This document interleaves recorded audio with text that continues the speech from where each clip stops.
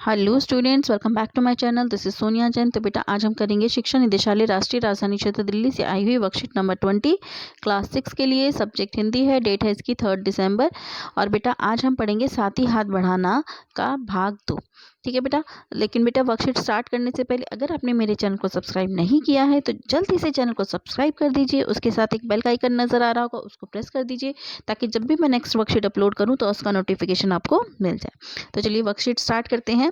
पिछले कार्यपत्रक में हमने पढ़ा कि साथ ही हाथ बढ़ाना नामक गीत के गीतकार साहिल लुधियानवी जी ने गीत में मिलकर काम करने के महत्व को बताया है। हमने क्या पढ़ा था वर्कशीट में कि जो इस गीत के गीतकार हैं वो कौन है? साहिल लुधियानवी जी हैं। उन्होंने इस गीत में काम करने के महत्व को बताया है, मिलकर काम करने के महत्व को, कि सब जने मिलकर जो काम करते हैं उसके महत्व के बारे में उन्होंने बताया कि मेहनत करने वालों ने जब मिलकर काम किया है तो सागर ने भी उनके लिए रास्ता छोड़ दिया और पहाड़ों ने भी मेहनत करने वालों के आगे अपना माथा झुकाया है।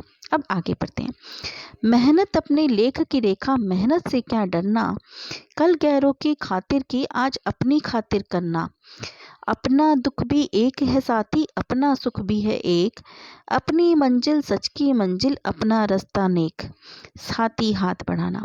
तो इसमें कविता में कवि क्या कहना कह चाह रहा है? कवि प्रेरणा देते हुए कहना चाह रहा है कि परिश्रम ही हमारी नियति है। अतः परिश्रम से हमें डरना नहीं चाहिए। हमें जो हम काम दूसरों के लिए करते हैं, हम परिश्रम करते रहते हैं दूसरों के लिए।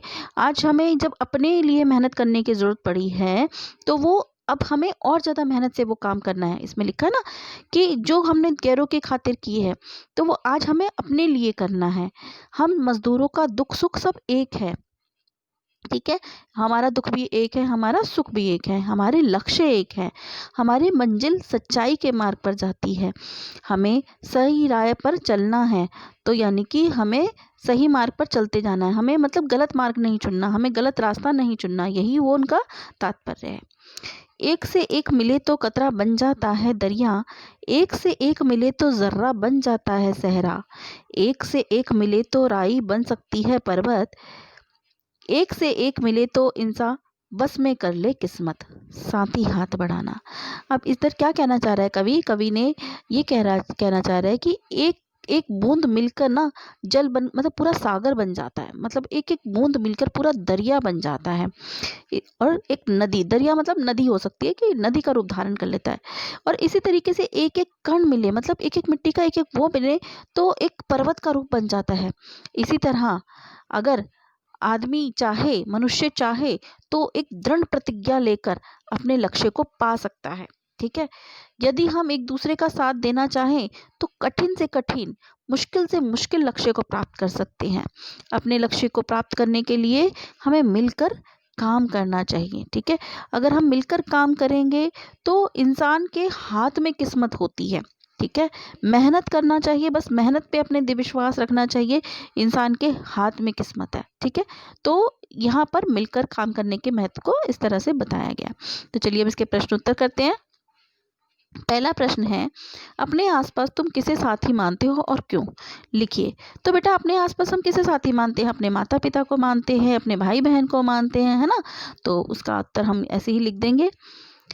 हमारे माता पिता, भाई बहन, मित्र, सहपाठी, शिक्षक, पड़ोसी ये सभी हमारे साथी हैं क्योंकि यह सब हमें किसी न किसी रूप में सहयोग करते हैं। ठीक है, तो अगला प्रश्न देख लेते हैं। अगला प्रश्न है, आपके घर में मम्मी और पापा क्या क्या काम करते हैं?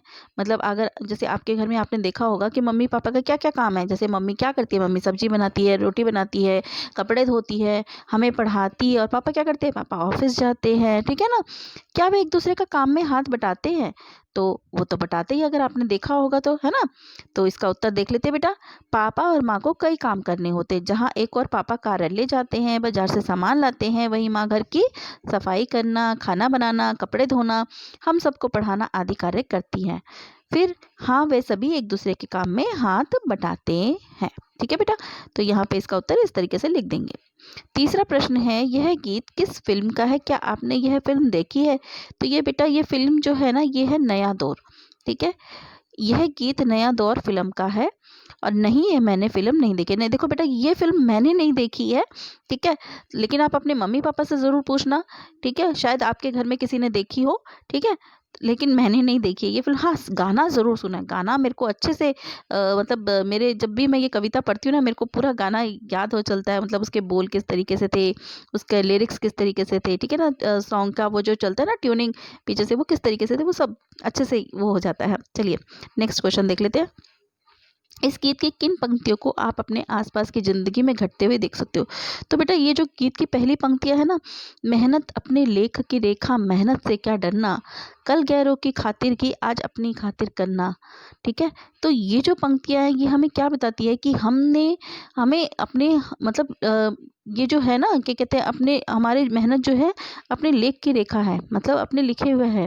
मेहनत से डरना नहीं चाहिए हमें, कभी भी मेहनत को ये देख के कि हाँ नहीं इतनी मेहनत करनी पड़ेगी, ये से कभी भी हमें डरना नहीं चाहिए। तो इसका उत्तर हम वो 2 पंक्तियाँ लिख देंगे बेटा, और फिर लिख देंगे गीत के प्रथम चरण की पंक्तियों में हम अपने जीवन में घटित होते हुए देख सकते हैं। लेखक ने इन पर, यहाँ लेखक नहीं आएगा बेटा, यहाँ कवि आएगा, मैं भूल गई, ठीक है। कवि ने इन पंक्तियों में सब लोगों और मजदूरों को संबोधित करते हुए इस प्रकार कहा है कि अगर हम अपने जीवन में कंधे से कंधा मिलाकर चले तो जीवन की हर कठिनाई को मामूली प्रतीत होती है, ठीक है। यहाँ पर ये कर देंगे। अगला प्रश्न देख लेते हैं। अगला प्रश्न है, हाथ और हस्त एक ही शब्द के 2 रूप हैं। हाथ को हस्त कहते हैं और हस्त को हाथ कहते हैं।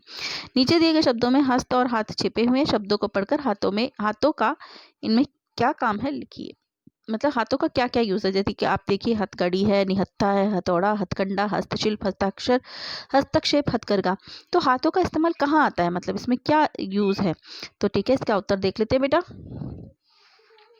तो इसका उत्तर है बेटा, सबसे पहले हाथ घड़ी। हाथ घड़ी क्या करती है बेटा, यह है हाथ घड़ी हाथ की कलाई पर पहनी जाती है। हथौड़ा एक ऐसा लोहे का औजार है जिसे हाथ से पकड़कर चलाया जाता है, हाथ से चलाते हैं। हस्तशिल्प, शिल्प कार्य को हस्त यानी कि हाथ से किया जाता है। फिर है हस्तक्षेप। हस्तक्षेप क्या है, बीच बचाव करने के लिए, इसका अर्थ है दखल देना। बीच बचाव करने के लिए किया जाता है हस्तक्षेप का, ठीक है, और अर्थ क्या है, दखल देना, लेकिन इसमें हाथ का कोई कार्य नहीं है, ठीक है। निहत्था, जिसके हाथ में कोई हथियार ना हो उसे क्या कहते हैं बेटा, निहत्था। अब मेरे हाथ में कोई हथियार नहीं है तो मैं इस टाइम क्या हूँ, निहत्थी। हथकंडा, किसी कार्य को पूरा करने के लिए अनुचित तरीका अपनाने को हथकंडा कहते हैं, और इसमें भी कोई हाथ का कार्य नहीं है। इसके बाद है हस्ताक्षर। हस्ताक्षर बेटा देखो, हस्ताक्षर क्या होते हैं, हाथ से लिखे हुए को हम क्या कहते हैं, हस्ताक्षर कहते हैं। तो हाथ से अपना नाम लिखकर किसी कार्य हेतु स्वीकृति देना हस्ताक्षर कहलाता है। हथकरघा, हाथ से किए जाने वाले छोटे मोटे उद्योग जैसे चरखा चलाना, कपड़ा बुनना, टोकरी बुनना आदि क्या है, हथकरघा है, हाथ से चलाने वाले छोटे मोटे उद्योग, ठीक है बेटा। तो ये प्रश्न का उत्तर हमने ये कर लिया। तो बेटा यहाँ हमारी वर्कशीट कंप्लीट होती है। अगर आपको मेरे वीडियोस अच्छे लगते हैं तो प्लीज़ उन्हें लाइक कीजिए, शेयर कीजिए, मेरे चैनल को सब्सक्राइब कीजिए। So stay tune for more videos, till then bye bye.